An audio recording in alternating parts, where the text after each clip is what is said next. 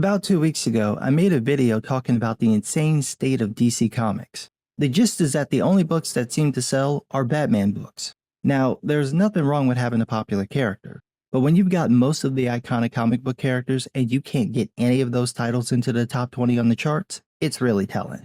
One of the most telling parts is that DC's recent sexuality switches haven't resulted in the massive sales I think they expected. The changes got some attention on social media for a couple of days, and then the books came out, and if DC was lucky, the coming out issue might have topped the charts, but then the books quickly fall in the numbers.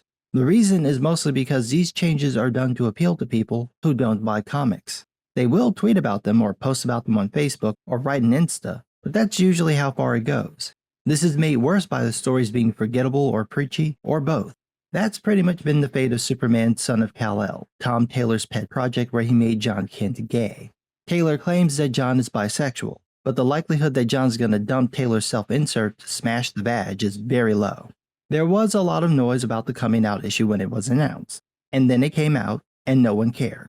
Now, I was informed that this was the hottest book ever, and that it was ordered so much that it had to go back for a second printing.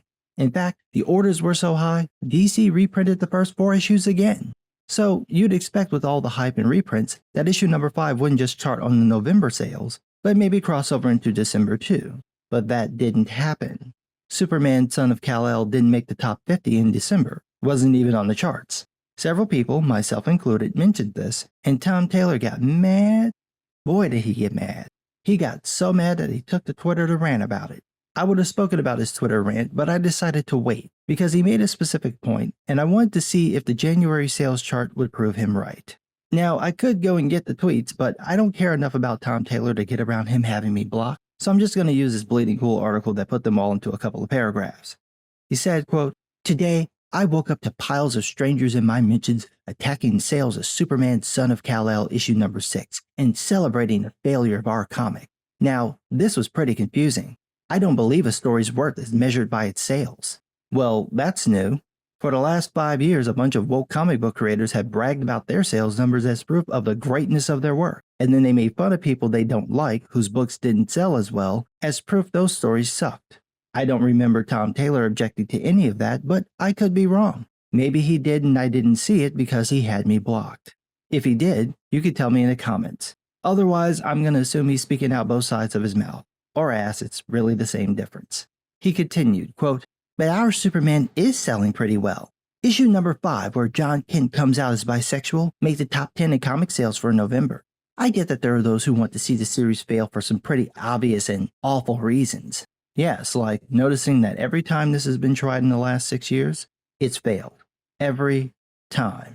This is why people are telling you to stop doing what doesn't work and try something else. But instead, you keep pushing the political agenda instead of telling an interesting story. So yeah, there are going to be people who want the book to bomb. Oh, I'm sure some of them don't like gay people, but I think it's mostly they don't like you. Probably because of things like this. Quote, "But it's not failing. Far from it. Issues 1 through 4 of Superman Son of Kal-El all sold out and went back for a second printing. Issue 5 well outsold our first issue, even though our first issue had to be reprinted twice. So what's happening here?" That's a good question. If only we could see the actual order numbers so we know how many books were published. But we don't have that info anymore, so we have no idea how many books you're talking about, meaning we can't compare issue 1 to issue 5, or your run to any other runs, say Bendis's, to see which is doing better. You can say whatever you want, and we have no way of checking to see if it's true. Then he says, quote, "I mean, some guy on YouTube can't be wrong, right? Excuse me, my name is just some guy. Respect my adverbs, bigot. I didn't go to art school to get an animation degree just so you can ignore my insignificance. You will respect my unimportance. Oh, and I'm perfectly capable of being wrong. It's just that I'm not. But I'm sorry, I interrupted your explanation. Continue. Quote, "Maybe Superman Son of Kal-El isn't selling that well after issue 5. That would make perfect sense. Issue 5 made global news. And yet, a quick glance at Amazon shows 7 issues of Superman Son of Kal-El are currently in the top 50 of the comics bestsellers list. Except, as you later admit, the sales are updated hourly, so the list is subject to change, and we have no way of knowing when you decided to check the list. He also cites Comixology, which is the same issue. It changes frequently. As of February 4th, 2022, Taylor's book is not in the top 20 on Amazon or Comixology, so that argument was pointless. Then he says, quote, "But then, how is this true? Is this not true? Is someone lying on the internet? Apparently, I'm the one who's lying and manipulating wholesale charts to support my lies. Or something. Or something indeed, considering that comic books are printed based on the order requests from retailers, and this is done well in advance of a book's release. So you'd already know if the orders had risen or dropped between issues, because you have access to those numbers before they go public. And I'm sure you would be completely honest about what you saw." But he says, quote, "Issue 6 didn't even appear in December sales? What? Okay, accurate physical comic sales to stores are hard to come by, but some good sites do report estimates. Sometimes they're close, sometimes they're off by a lot, but I'm sorry to say, this is true.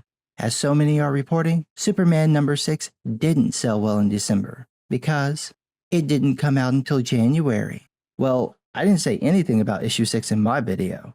I was referring to these second printings that would have appeared in the next month's sales charts because, as I just said, the orders are placed before the books come out. So the November sales charts would have the initial release, while the December chart would have the additional printings. But you know what? Fine, I'll give it to you. Let's say I misspoke about which issue was supposed to be out. But what about the sales? Did I misspeak about the sales? Has Superman, son of Kal-El, triumphed over the miserable YouTube punks who dared to question Tom Taylor? Oh, what's this? Why, it's the January 2022 sales chart. Isn't that the month where issue 6 came out? Well, let's see if we could find your uber popular book on it. Let's just look at the top 10. Oh, it's not there. Well, I'm sure it's in the top 20. Oh, look at that. Not there either. Well, let's look at the 30s. Not there either. Well, where is it? Wherever could it be? Oh, there it is. At number 42. Oh, in your face, in your face. It hurts, don't it? It hurts. Burns, doesn't it, nigga? Ooh, that justice system burns, doesn't it? So your uber popular book went from number 6 to 42 in one issue. Basically right back where it was in October when it was at number 46. Literally at the bottom of the top 50 chart, meaning the numbers for the book are pretty low.